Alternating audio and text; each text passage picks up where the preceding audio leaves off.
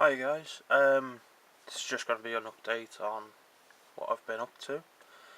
I started building basilisk, because I can now. From the Forge World rules I can have up to 3 artillery vehicles, so I'm going to have 2 basilisks and a whirlwind. I've only got 1 basilisk at the minute and no whirlwind. But just while I was building it, obviously it's a lovely kit from the outside, but one of the things that actually annoyed me was, see that gap there? There's nothing in on the instructions or on the sprue to fill that gap. It's just there. So I'm going to have to fill that with like plasticard or something. Also, one of the things that annoyed me was, right, I might have to sort of set this up a bit.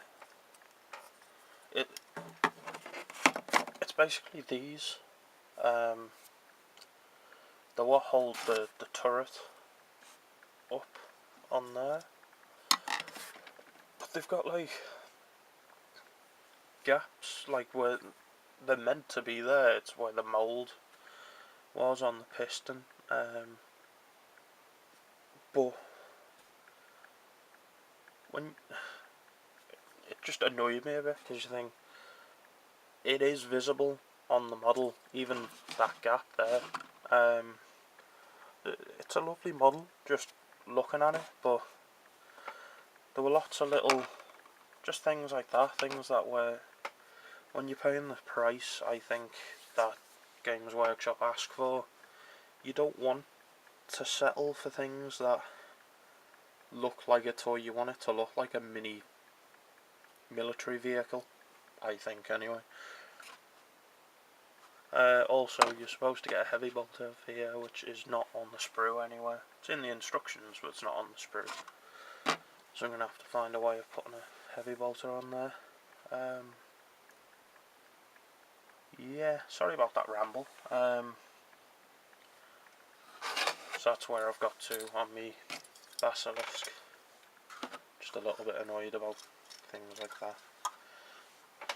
So it's not that bad. I can fix it on with a bit of green stuff. Next up,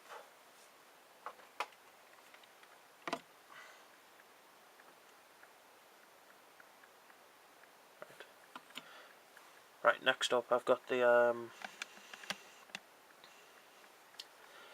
Tech Marine, the Iron Priest I was working on.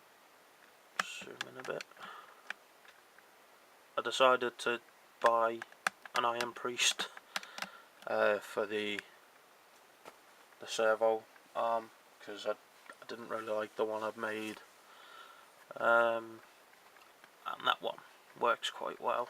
So he's almost finished. The one thing I'm actually going to ask your opinion, guys, as I put it together, I thought brilliant, done, and then most of my Space Wolves wear cloaks. I thought he looked a little bit bare, or unbare, could have been a bear cloak, but yeah, a little bit naked. But now I've already put the backpack and stuff on, it'd be difficult to green stuff one. What I have got is one of these from the Marauder kit. I was thinking about just take that. I was just going to put it around his waist, sort of like that.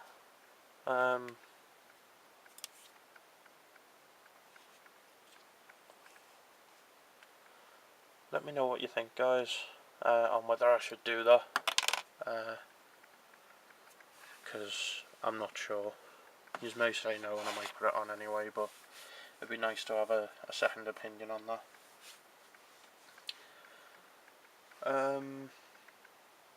Yeah, I've only really been up to one other thing. Grab that now. I bought, when I went to Games Day, I got a Skin Wolf, limited edition Skin Wolf from Forge World. And not being a fantasy player, and not being a chaos fantasy player anyway, never really had a use for it. But I decided to sort of make it an out of scale wulfen. Just to put on the shelf, to be honest, not for in-game or anything. So I put the Space Wolf shoulder pad on there, gave him a pair of axes, and as you can see, there's guitar wire coming out of well, the parts that are supposed to be skin.